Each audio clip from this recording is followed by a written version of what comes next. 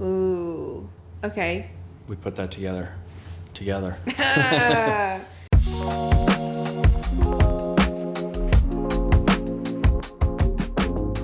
Hi, I'm Helen Fox. I'm Coire Fox. And welcome to Poetry for Life. This is our poetry podcast where we help you understand and experience poetry. And today we are going to be looking at The Second Coming by William Butler Yeats. Yeats.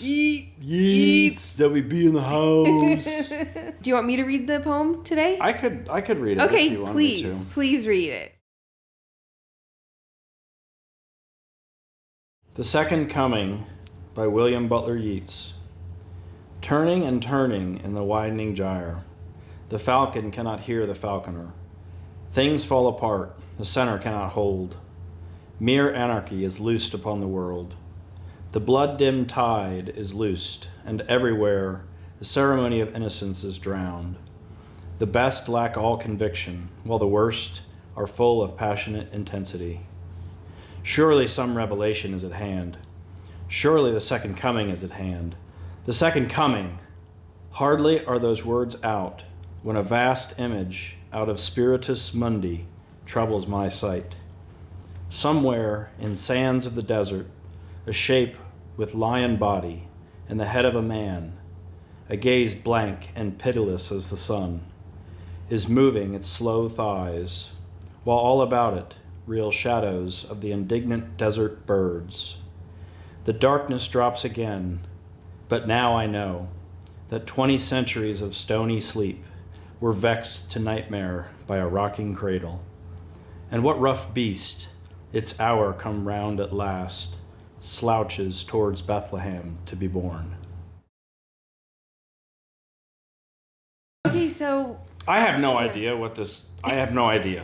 I love Yeats. When You Are Old is probably one of my favorite poems, but this is so obscure to me that I need your help with this one. Mm-hmm. I highlighted like 3 things, mm-hmm. and it doesn't, like, I get, kind of where he's coming from. Like, I get what he's talking about, I understand the connections, mm-hmm. the imagery, mm-hmm. how it fits into all the stuff we'll talk about, but it's like the meaning mm-hmm. is like, what's the point? What are we talking about here? So I need some help with this poem.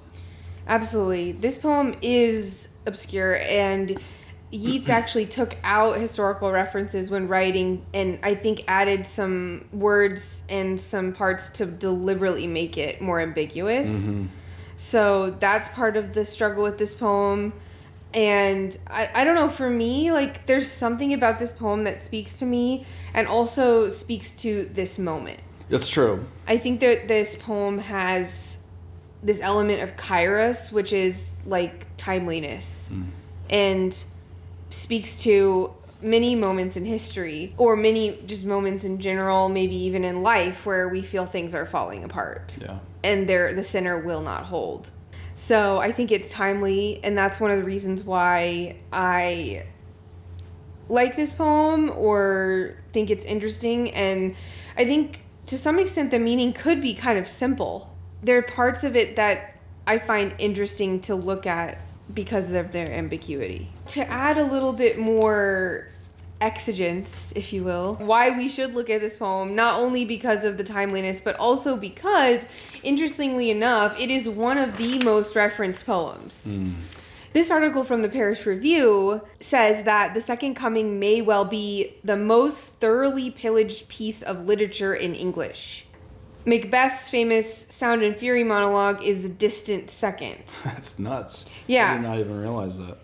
I mean, there are definitely lines that I recognize. Mm-hmm. Mm-hmm. Things fall apart, the center cannot hold. Mm-hmm. The best lack all conviction, while the worst are full of passionate intensity. You've heard all those things before. What's interesting, too, is this word slouching has become so overused, like, and kind of refers back to itself in this poem a lot in terms of titles of books and titles of articles as well in the news, things like that, about politics. And also, of course, Joan Didion's, we can't mention the poem without her work slouching towards Bethlehem. So I think the word slouching is very interesting to me. And just the fact that obviously this poem has touched other artists, other writers, and means like has some kind of chokehold on our subconscious, which is really ironic because that's what Yeats was so interested in, was the subconscious. And so it's like he made this little like poetry earworm that keeps coming up in us. Yeah. Somehow. I wonder if my response to this poem is a lot like people's response to Sigmund Freud. Like any of Freud's work is like, when we look at it nowadays, it feels like kind of dated or duh or things like that. But when it was new, Freud was like, he was revolutionary. And we kind of lose sight of the fact that our whole culture shifted because of him. And that might be kind of what I'm experiencing, is like, I already know the poem in my unconscious, in the collective unconscious. It's already present. And so when I read it, it's like I don't feel anything new or striking or whatever. And so, you know, maybe it's more like something you look at like you look at the Bible. Something along those lines. That is a canon piece of literature. I think that's exactly it. I think you got it exactly. Nailed it. And I think it's also interesting you say the Bible because of all of the biblical allusions here. Yeah. And I think Yeats published this in 1921, right after World War I. So very ominous. Yeah. Very much of the time period. And I think like, because I think post-COVID, we're like, yeah, like we've kind of already experienced the end of the world a bit. Yeah. You know, we're kind of always now on our toes for this chaotic disillusion and into anarchy, I feel. It feels like we're desensitized to it in some sense because COVID happened, and it's kind of over, but the effects of it aren't over in people's psyches. Right. It's kind of ever present. This line here in the first stanza, things fall apart, the sinner cannot hold, speaks to what you're getting at in how we feel about our world and our the state of affairs. Like nothing is ever really solid. It could just shatter and we could dissolve into nuclear destruction, like at any moment. And that's scary. And it's also kind of interesting how this reference of the second coming, you know, that the poem is titled, you know, people respond to nowadays things as if that's the solution to all my problems. Yes. And you kind of glom onto it, and no matter what, we're going to stick to that. But everybody's second coming is different.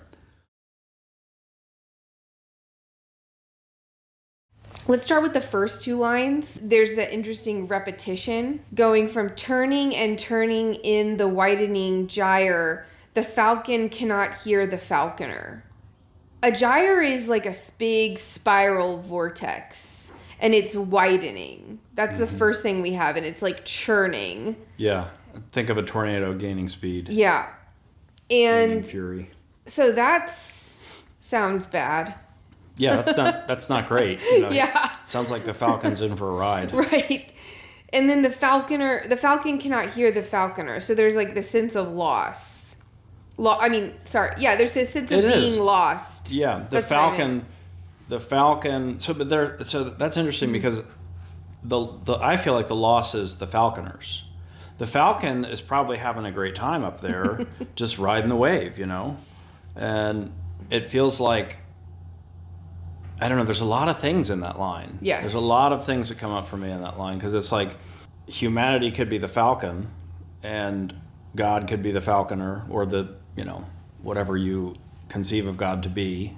I think your reference to the metaphor here is really poignant, like the God and the humanity here. That's really, really interesting. When I read that, I just kind of felt that the metaphor spoke to the sense that the communication is lost. Right. this really obscure kind of difficult communication of how does the falcon even come back? Right. How do we come back to our center or wherever we're supposed to be? Our guide. Yeah, that's cut off. We can't hear each other anymore. Right. There's also consonants here of the in sound, which I think deepens the like churning maybe. Turning. Yeah. Ning. Widening. Right. Turning, widening, falcon, falconer. Yep. Cannot. And then we have things fall apart, the sinner cannot hold. Going back to Elizabeth Bishop, when I brought up this word things. Yeah. I think that after seeing this word here again, this is supposed to be deliberately vague, right? I think poets use things when they want to be deliberately vague. Yeah. If you ever see an accomplished writer use the word things, you can't do that, but they can. You can't do it. You shouldn't do it in an essay or a formal writing situation, but in a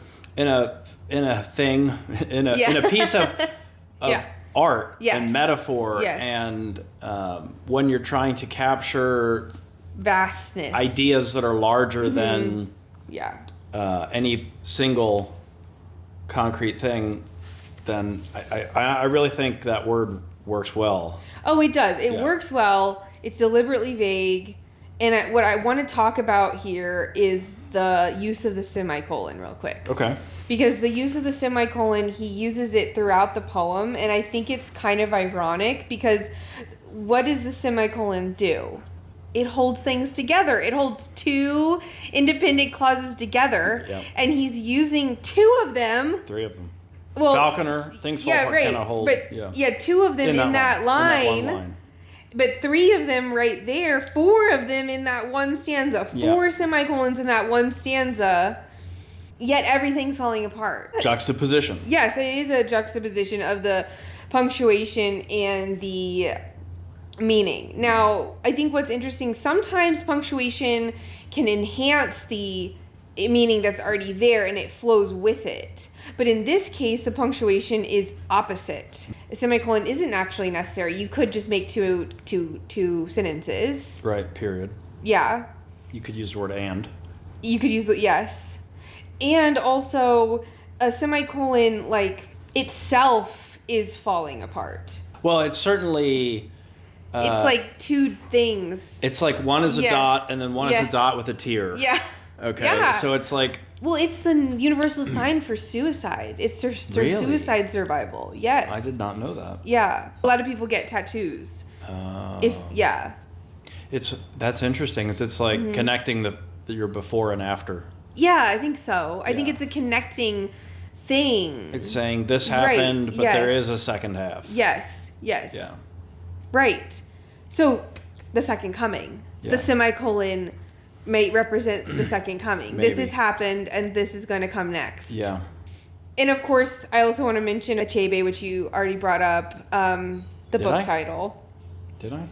I think so, yeah. I don't think I did, but I'll take it. Well, that's obviously the title of his work, and so... Oh, Things Fall Apart. Yeah, Things Fall Apart. Yeah. So, after that line, I thought it was kind of interesting he uses the word mirror to describe the anarchy. I thought that was... That stuck out to me one of a the lot. only things that I highlighted was mirror, because... So I looked it up, mirror. You know, you see the word mirror used, I think, most commonly to mean like something small or tiny or unimportant, you know, but it also is solely or no more or better than what is specified. And in that way, it's pointed. It's saying there is no redemption in this anarchy. It is pure anarchy. There's no reason for it. There's nothing that will come out of it. It is pure chaos, and that is it.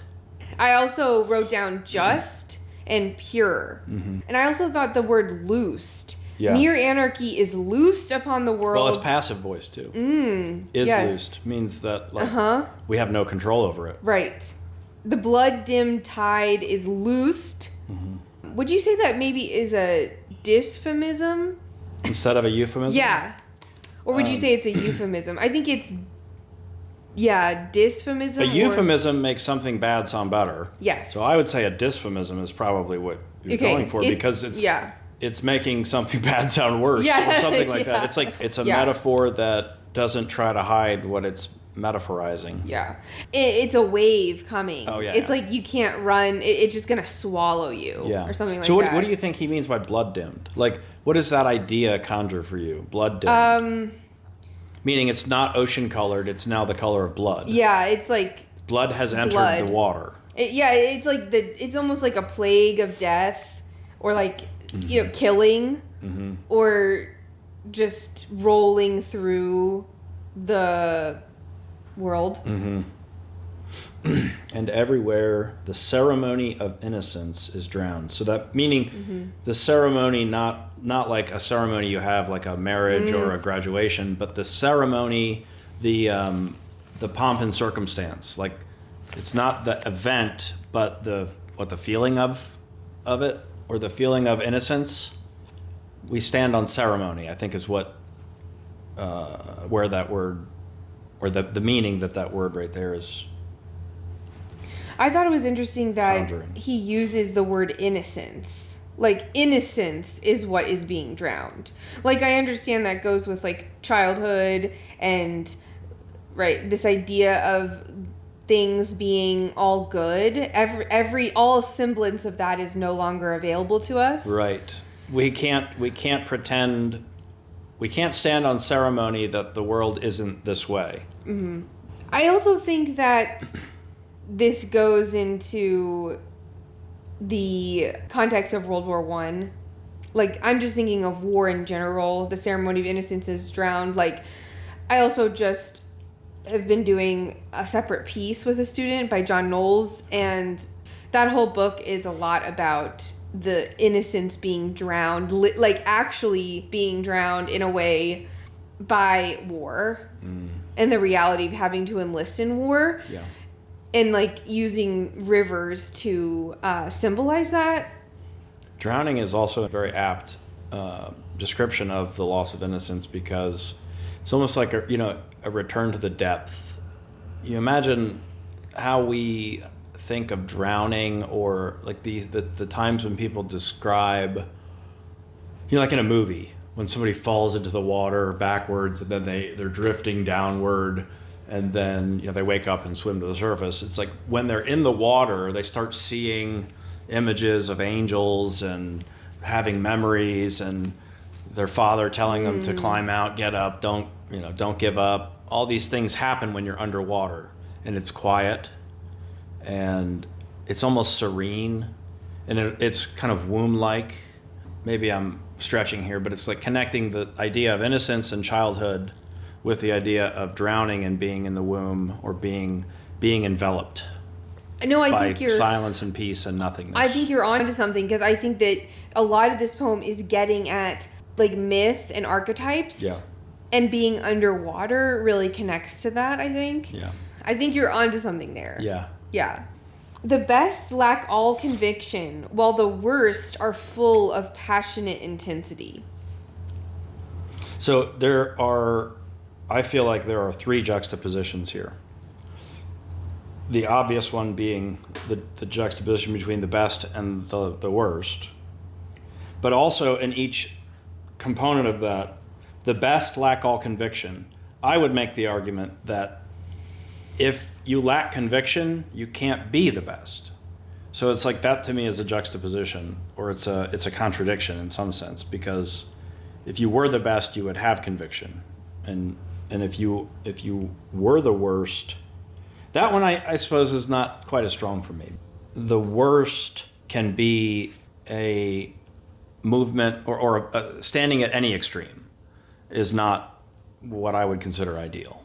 Yes. And so while yes. the one with the best to me seems like a contradiction, the one with the worst actually doesn't, now that I'm thinking about it. Yes, so that's actually what I was thinking too, is that it first the juxtapositions, which I'm glad you got, and then just like this idea of extremes would be negative. I thought that's what he was getting at, but then I started to kind of do a little bit more understanding of it, and then I think the second part is like the worst want to destroy everything. And what I think is obscure about this, or ambiguous, is like the worst are full of passionate intensity. Well, passionate intensity for what? And I think the answer to that is destruction. Right. So I think a lot of times people point to Hitler and the ominous connection to what would come after World War I in the poem. But my question is, the best lack all conviction. They're not doing anything. They're completely apathetic. Right. The worst want to destroy everything, which I think really speaks to current times as well. Like, there's a lot of desire to just destroy everything. Just like, get rid of it all. Yeah. That's I think you're right that is a way that the worst can manifest, but I also think passionate intensity for the wrong thing makes you the worst. True. And passionate intensity in and of itself, even if you're on the right track, can be the worst because you're not open to you're not there's hubris in that. There's hubris in passionate intensity because you can't see what is outside of whatever you're passionate about. And it blinds you to potential solutions, potential goods that you could tap into or harness to do more good. So it's like you can strongly, even if it's towards building, even if it's people think, well, no, the right way to do it is this, and that's the only way to do it. It's like, well, yeah, you could get something done like that, but there are lots of other ways to do it, and you won't see any of those, and you'll condemn people who, want to do it a different way, which and would get you to the same outcome, but you're condemning them for procedure, and it's like that seems unfair and unjust. So, like, I feel like there are multiple ways to be the worst. So, moving from stanza 1 to stanza 2, there's a definite tonal shift. Yeah, it feels like stanza 1 is like looking at the world. Here's what's happening, and then stanza 2 is like, this is my response to it, in some sense. Right. Or this is an internal experience I have that mirrors the external. Right, I think in stanza 1, there's kind of a detached, like, factual, right, mere anarchy, just what's happening. And then we move into stanza 2 with a more, like, desperate, emotional tone. We have an exclamation mark in the first 2 lines in particular. Surely some revelation is at hand. Surely the second coming is at hand. I mean, that anaphora right there and the epistrophe at the end is like a very, very big tonal shift. And it's also, I just realized this kind of interesting that he starts the second stanza with kind of a passionate intensity. Doesn't he? I mean, yes, surely. That's a really good point. Surely some revelation is at hand. Yeah. Surely the second coming is at hand. / juxtaposition there. Yeah, surely something is going to come. Yeah. Like revelation, second coming, it's like this hope, and those two seem different. Like revelation seems like it could be positive because it will reveal something which you can use to move to a better place. The second coming is not really all that positive because it entails the destruction of the world and the judgment of all humanity. In Christianity, like it is conceived as positive. Well, yeah, because if you're the people being saved, right? So I think that is getting at looking at how Yeats is invoking the Christian religion and biblical illusion. I think one of the things he might be saying is that your belief is not going to help you in the end. It's like useless when anarchy erupts. You might want it to, surely it's going to save me, but there's something else afoot. Yeah. That's interesting. So that might not be within what we expect of our conceived notion of the world through a Christian lens. Interesting. With this whatever monster. This thing is, yeah. You want to read the next 2 lines? The second coming, hardly are those words out, when a vast image out of spiritus mundi troubles my sight. So he coined that phrase, spiritus mundi. Right? I think so. You look? I think okay. so. I think Okay. that came from him. I think, And I think it's bigger than this poem. I think he actually wrote about it in other places too. He did. So, Spiritus Mundi means the spirit of the world. And it's kind of akin to collective unconscious if you're a fan of Jung. right. And Yeats, I think, conceptualized it as a universal memory or muse that inspired writers, like a collective unconscious that would be more Jungian. Yeah. But Yeats was very interested in the occult and myth, and his wife of the time played an interesting role in playing into this because he felt like she was kind of a vessel for spirit that he could go to cultivate his art. A muse. Yeah. Yeah. A Right. vessel for the muse. Exactly. Yeah. A vessel for the muse. I get that.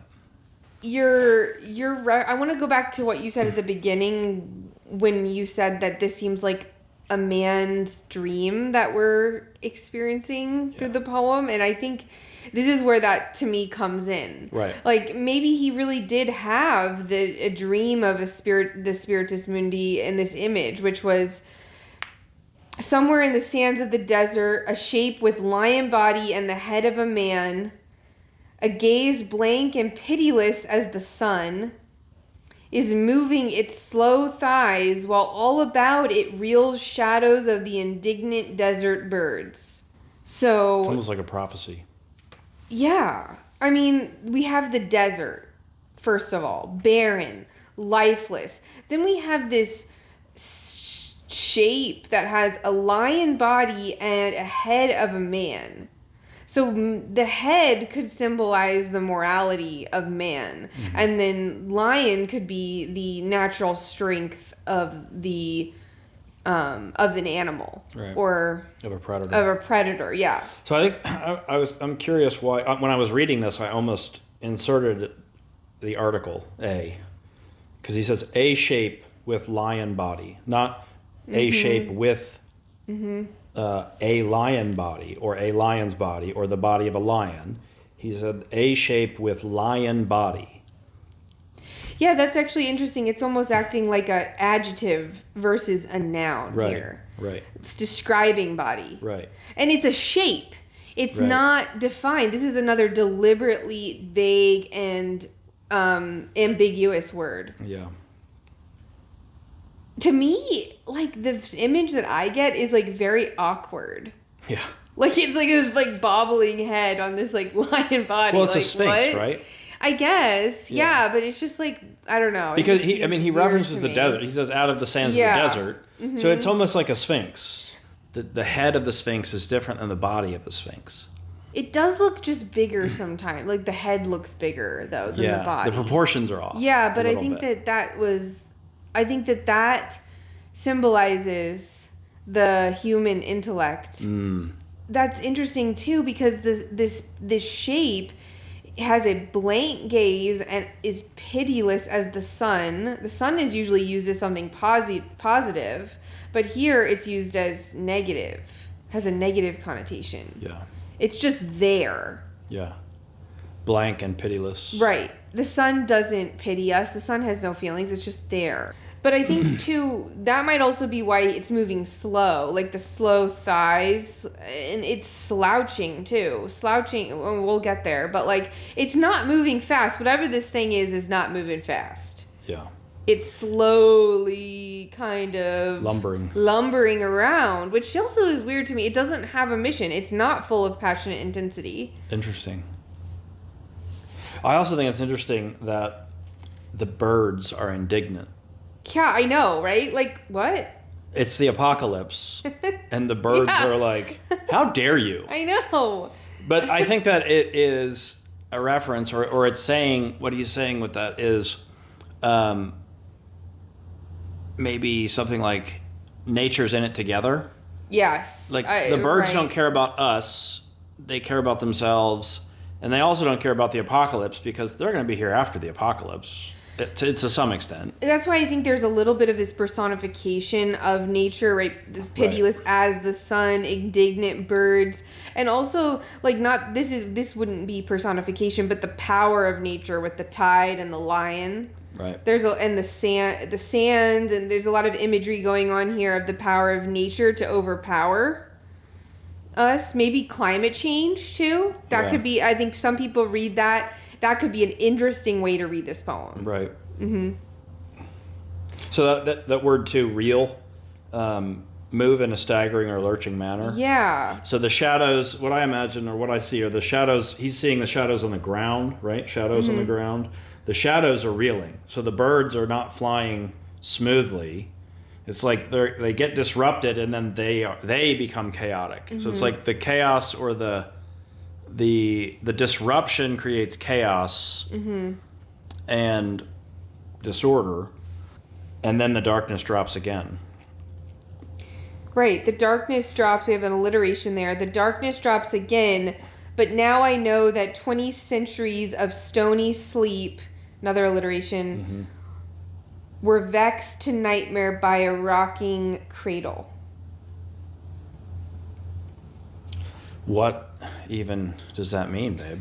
I mean, I don't know, but I have an I idea, think I think 20 centuries, 2,000 years. Exactly. So 20 centuries after Jesus. Right.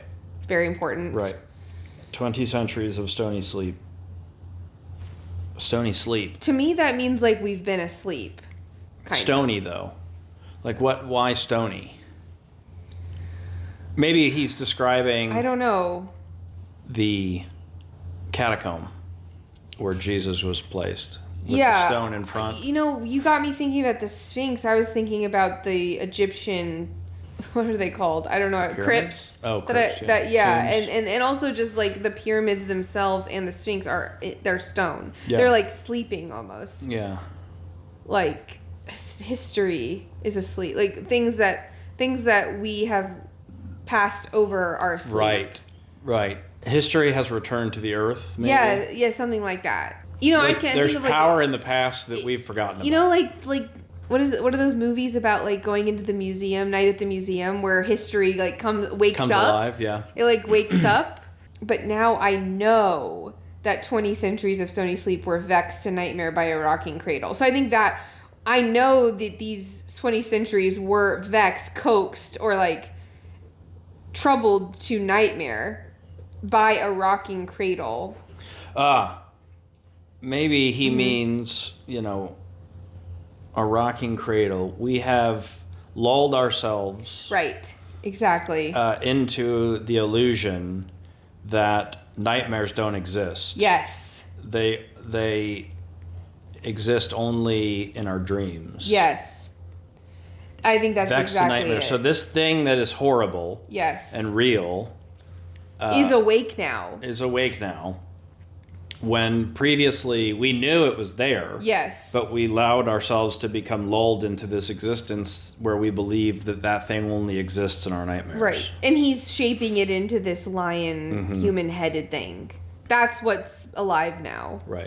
From the desert. Like that's what's been rocked alive. And we have the rocking cradle, again, this imagery of innocence coming back in. Right. But then juxtaposed with nightmare. Right. Like a horror movie or something. Right. And what rough beast its hour came round at last, slouches toward Bethlehem to be born. The beast is... rough beast. Rough beast is... The beast is 666, the devil. Mephistopheles. Right. But in this scenario, it's not the Christian conception of the devil. It's like whatever whatever has come out of this collective unconscious. Right. Spiritus Mundi. It's not what we thought it was going to be. That's what he's trying to say. He's saying, yeah. He is. I think that's exactly what he's saying. It's a question, too. This rhetorical question at the end really gets me. It's like such a cliffhanger. Yeah. And also this biblical allusion here, too, to the birthplace of Jesus. And then leaning, to me, when I think slouch, I think lean. But I think in this I think that Yeats is using it more in the, like, kind of the way somebody is moving towards Right. The something. archaic use of slouching is more like awkwardly moving. Yeah.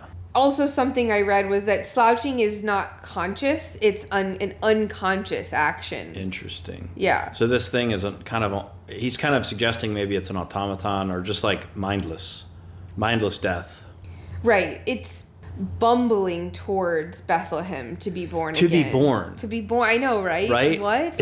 Why is it being it's born already, where Jesus is born? That's supposed to be the Savior. And it's already moving. I know. It's already active. Yeah, it's not going fast. Right. So what does that mean to be born? Like the rest of the poem, he has me.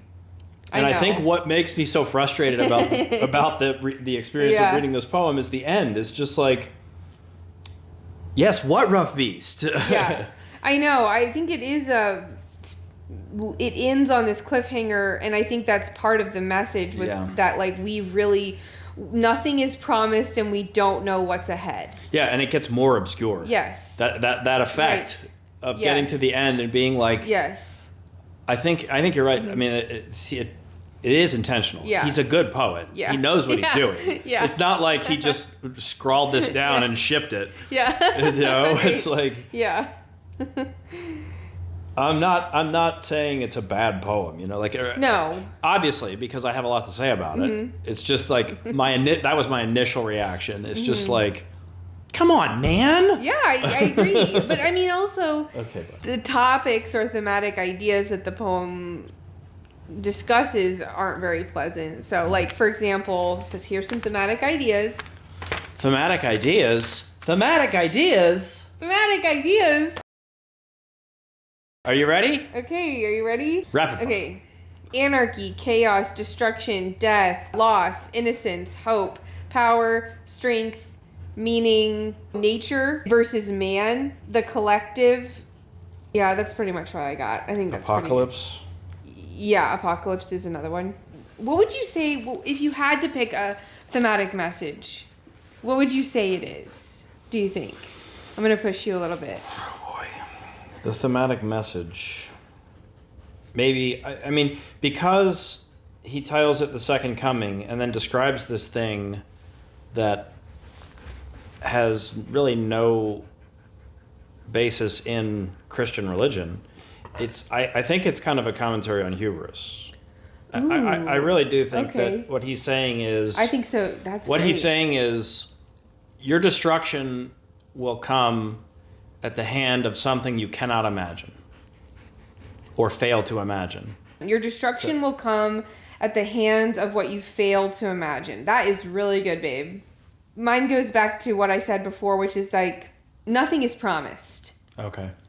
That's a very simple. I like to start kind of just simple. Yeah. And then like that can help us figure out like, okay, so nothing's promised and everything's falling apart. So what's like the deeper meaning there?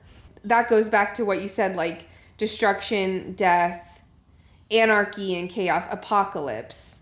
Another way to say it could be our moral conceptions, our morality, our understandings of what it means to be human will not save us in the apocalypse or when the world falls to anarchy.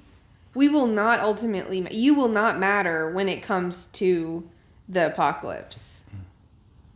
Like nothing you do will have mattered. Nothing you will do or will have done, nothing you did, whatever, will have mattered.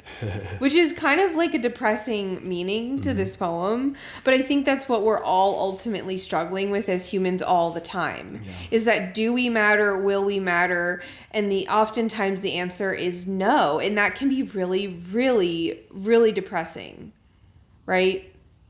Yeah. I mean, I think that's what this poem is about, which is why you felt it already, which is because I think it's part of our experience. Yeah. And I think that's why it's widely referenced.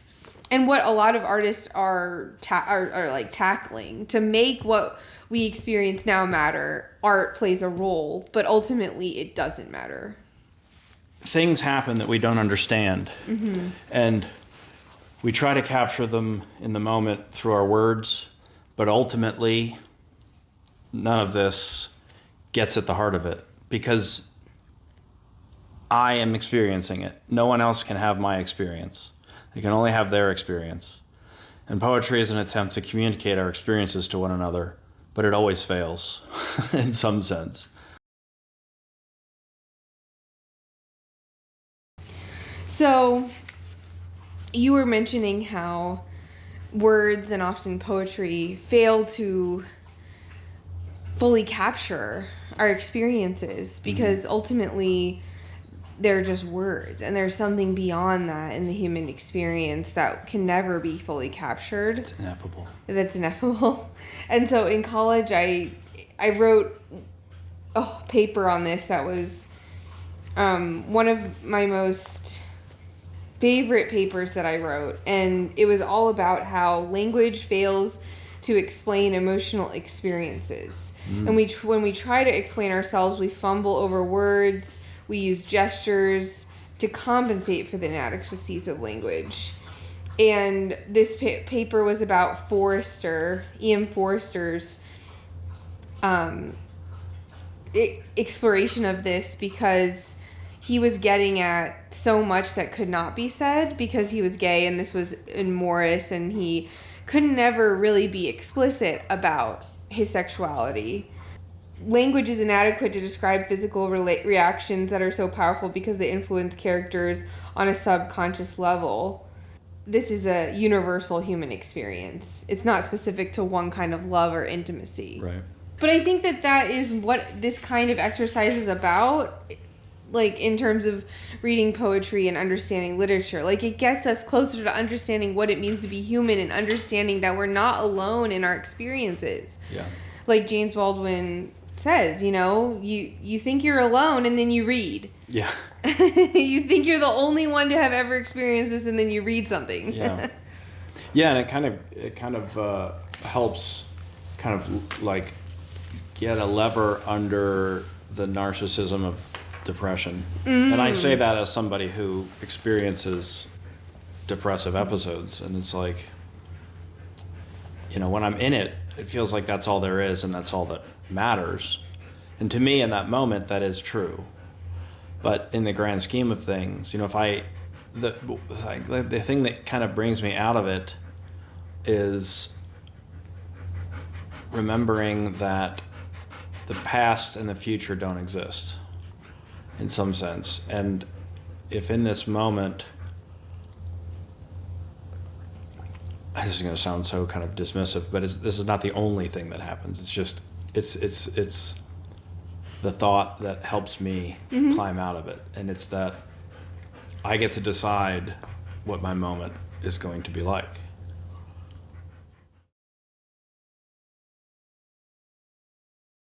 So let's go over a little bit about Yeats.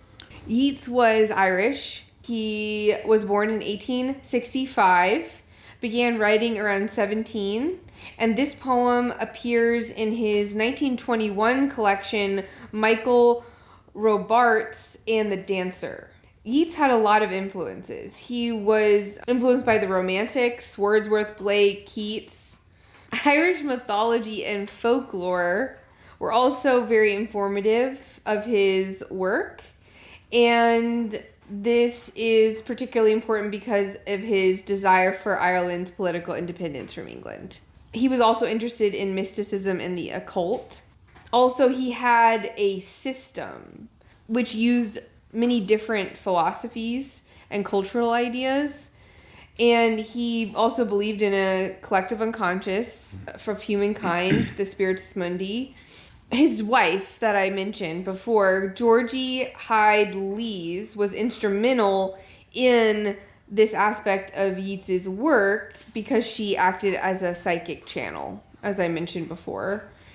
How long were they married, do you know? I don't know. Because that poem, When You Are Old, he wrote that to a woman he was fawning over. Okay. To try and goad her into being with him. And I think it worked, but it didn't work for a couple of years. I'm not sure if it's about her or not. The most important thing to know about this poem is that it was written after World War I, before World War II, and that plays a very big role in the historical context. Yeah. All right. Well, on that note. Yeah. Well, I actually wanted to read one more thing. The poem is In Memory of W.B. Yeats by W.H. Auden. Oh, okay. And it was written Cool. in 1940. Earth receive an honored guest. William Yeats is laid to rest. Let the Irish vessel lie, emptied of its poetry. In the nightmare of the dark, all the dogs of Europe bark, and the living nations wait, each sequestered in its hate.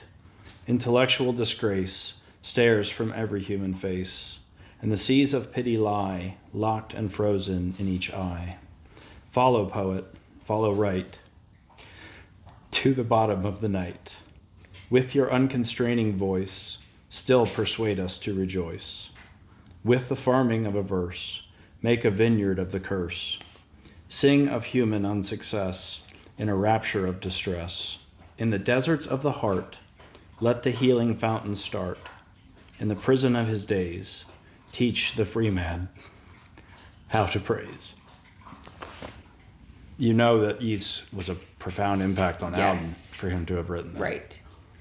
And it seems like he was had a profound impact on a lot of other writers too, for them to have named their books after this poem. Yeah. Or as in reference to. So yeah, he's definitely. Thank you for sharing that. Yeah.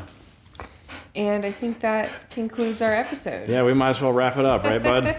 Let us know if you have any suggestions for our next poem. Yep. We'll see you next time. Like and subscribe. Bye. Bye.